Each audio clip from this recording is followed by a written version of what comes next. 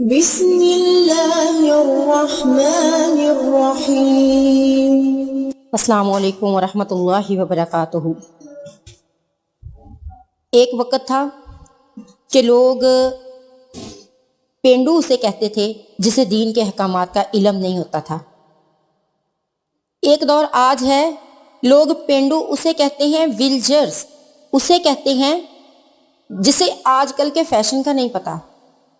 عورتوں کو دیکھ لیں، جس نے لباس پورا پہنا ہوگا اس کو وہ ویلجرز کہیں گی، الٹریٹ کہیں گی، کم پڑھی لکھی سمجھیں گی، جس نے پورا پردہ کیا ہے۔ اور جس نے جانوروں کی طرح لمبے لمبے ناخن رکھے ہوئے ہیں اور اپنے جسم کو، اپنے سطر کو پوری طرح چھپایا نہیں ہوا، تو وہ ان کی نظر میں عالم ہوگا۔ علم کیا ہے؟ علم در حقیقت کہتے کسے ہیں؟ نبی صلی اللہ علیہ وسلم نے فرمایا، وہ شخص کہ جس کو اس حالت میں موت آئے کہ وہ علم حاصل کرتا تھا۔ علم کس لیے حاصل کرتا تھا؟ اسلام کو رواج دینے کے لیے، اسلام کو پھیلانے کے لیے۔ تو اس کے لیے اس کے درمیان اور انبیاء کے درمیان جنت میں صرف ایک درجہ کا فرق ہوگا۔ دین کا علم اللہ تعالیٰ کو اس قدر پسند ہے، اللہ تعالیٰ دین کے علم کو اس قدر پسند کرتا ہے کہ جو علم سیکھے اسلام کو بڑھانے کے لیے، اس لیے نہیں سیکھے کہ میں اس علم کے ذریعے دنیا کماؤں، اس لیے نہیں سیکھے کہ میں اس علم کے ذریعے کوئی ہنر سیکھوں، صرف اس کی نیت یہ ہو کہ وہ اسلام کو ترقی دے گا، تو اس کے اور انبیاء کے درمیان صرف ایک درجے کا فرق ہوگا۔ رسول اللہ صلی اللہ علیہ وسلم سے بنی اسرائیل کے دو آدمیوں کا حال پوچھا گیا۔ ایک ان میں سے عالم تھا جو فرض نماز پڑھتا تھا، پھر بیٹھتا تھا اور لوگوں کو علم سکھلاتا تھا۔ دوسرا شخص دن کو روزہ رکھتا اور تمام رات نماز پڑھتا تھا۔ آپ سے پوچھا گیا ان دونوں میں سے بہتر کون ہے؟ علم کی فضیلت سنیں اور علم کو جو ہے وہ حاصل کرنے کی کوشش کریں، اس لیے کہ ہمارے پاس اگر ایک آیت کا بھی علم آ جائے اور ہم اس کو آگے پھیلائیں تو ہم امت کے علماء میں سے شمار ہوں گے، اور امت کے علماء کا درجہ جو ہے وہ قیامت والے دن میرے پیغمبر نے فرمایا کہ صرف انبیاء سے ایک درجہ کم ہوگا۔ تو آپ سے جب سوال کیا گیا، دوسرا جو تمام رات عبادت کرتا ہے اور ایک صرف فرض نماز پڑھتا ہے اور پھر بیٹھتا ہے آدمیوں کو علم سکھلاتا ہے، آپ نے فرمایا اس عالم کی بزرگی اس پر کہ جو دن کو روزہ رکھتا ہے اور رات کو کھڑا ہوتا ہے ایسے ہی ہے، یعنی جو علم سکھانے والا ہے اس کی بزرگی تمہارے اوپر عابدوں پر اس طرح ہے جیسے میری بزرگی تمہارے ادنا پر۔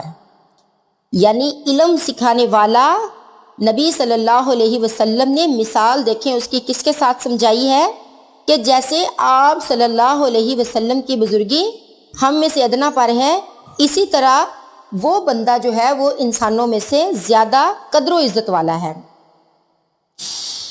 سیدنا علی رضی اللہ عنہ سے روایت ہے کہ رسول اللہ صلی اللہ علیہ وسلم نے فرمایا، سب سے اچھا شخص وہ ہے جو دین میں سمجھ رکھتا ہو، اگر اس کی ضرورت لوگوں کو پڑ جائے تو وہ لوگوں کو نفع دے، یعنی اگر اس کے علم کی ضرورت پڑ جائے نا تو پھر وہ علم سکھائے، یہ نہ کہے کہ فلاں وقت میں تم نہیں آئے یا فلاں وقت میں نہیں آئے یا تم تو ایسے ویسے یا اس طرح کے تھے، نہیں، جب لوگوں کو اس سے ضرورت ہو تو پھر وہ اللہ کی خاطر جائے، لیکن اگر لوگ ان سے بے نیاز ہو جائیں تو وہ بھی اپنے نفس کو ان سے بے نیاز کر لے۔ حدیث کے معنی یہ ہے کہ لائق عالم کا حال یہ ہوتا ہے کہ لوگوں کا محتاج خود کو نہیں کرتا، لوگوں کے ساتھ مصاحبت اس لیے نہیں کرتا کہ ان کے منافع میں لالچ کرے یا علم کا فائدہ، لوگ اگر اس کو فائدہ نہ دیں تو وہ اپنے علم کا فائدہ پہنچانا ترک کر دیں، بلکہ اگر لوگ اس کے محتاج ہوں تو علم سے ان کو فائدہ دے، اس ضرورت کے لیے لوگوں کے پاس آئے۔ سیدنا عبداللہ بن عمر رضی اللہ عنہ سے روایت ہے کہ رسول اللہ صلی اللہ علیہ وسلم دو مجلسوں کے پاس سے گزرے جو کہ ان کی مسجد میں تھیں۔ آپ نے فرمایا دونوں بلائی پر ہیں، لیکن ان میں سے ایک نیکی میں دوسری سے بہتر ہے۔ ایک جماعت عبادت کرتی ہے اور اللہ تعالیٰ سے دعا کرتی ہے اور اس اللہ کی طرف رغبت کرتی ہے، اللہ تعالیٰ اگر چاہے ان کو دے اور اگر چاہے تو نہ دے، اور دوسری جماعت فقہ کو سیکھنے میں یا فرمایا علم کو اور جاہل کو سکھانے میں مصروف ہے، تو یہ ان سے بہترین ہے، اور میں معلم بنا کر بھیجا گیا ہوں۔ وَإِنَّمَا بُعِثْتُ مُعَلِّمًا ثُمَّ جَلَسَ فِيهِمْ۔ آپ نے فرمایا اللہ نے مجھے معلم بنا کر بھیجا، تو پھر آپ دوسری مجلس میں بیٹھ گئے۔ یعنی صحابہ کی ایک جماعت تو دعا میں مشغول تھی اور دوسری مذاکرہ علم میں مصروف تھی۔ تو آپ صلی اللہ علیہ وسلم اس جماعت میں بیٹھ گئے جو کہ علم کا مذاکرہ کر رہی تھی۔ آپ نے فرمایا رات کو تھوڑی دیر کے لیے علم کا درس دینا پوری رات قیام کرنے سے بہتر ہے۔ یعنی اگر ہم 5-10 منٹ یا 15 منٹ اپنے وقت میں سے وقت نکال کر لوگوں کو تعلیم دیتے ہیں، خود سیکھتے یا سکھاتے ہیں، علم کا مذاکرہ کرتے ہیں، کسی سے دین کا سوال کرتے ہیں، تو یہ پوری رات کے قیام سے بہتر ہے۔ سبحان اللہ، کتنی آسان ہے نیکی، اور کتنی جو ہے وہ ہم اس سے لاپرواہ ہیں۔ رسول اللہ صلی اللہ علیہ وسلم سے سوال کیا گیا کہ اللہ کے رسول، علم کی وہ مقدار کیا ہے جس وقت آدمی اس کو پہنچے تو وہ فقیہ ہوتا ہے؟ رسول اللہ صلی اللہ علیہ وسلم نے فرمایا جو شخص میری امت کے نفع کے لیے 40 احادیث دینی امور کے بارے میں یاد کرے، دینی امور کے بارے میں 40 احادیث کو یاد کر لے اور لوگوں کو وہ سنانا شروع کر دے، تو قیامت کے دن اللہ تعالیٰ اس کو فقیہ اٹھائے گا اور میں قیامت کے دن اس کی سفارش کروں گا اور گواہ رہوں گا۔ سبحان اللہ۔ جس انسان نے نبی صلی اللہ علیہ وسلم کی امت سے 40 احادیث کو یاد کر لیا اور وہ دینی امور کے بارے میں ہوں، تو آپ صلی اللہ علیہ وسلم نے فرمایا وہ شخص قیامت کے دن میری امت کے فقیہ لوگوں میں سے اٹھایا جائے گا اور میں اس کی سفارش کروں گا۔ کس قدر اعلیٰ اور رفع مقام ہے اس بندے کا جو نبی صلی اللہ علیہ وسلم کی 40 احادیث کو یاد کرتا ہے۔ اور آج ہم نے علم کا معیار ہی بدل لیا ہے،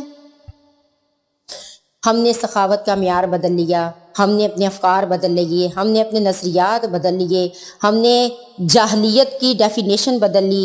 نبی صلی اللہ علیہ وسلم نے فرمایا کیا تم جانتے ہو کہ کون سب سے زیادہ سخاوت کرنے والا ہے؟ تو صحابہ نے عرض کیا اللہ اور اس کا رسول خوب جانتے ہیں کون۔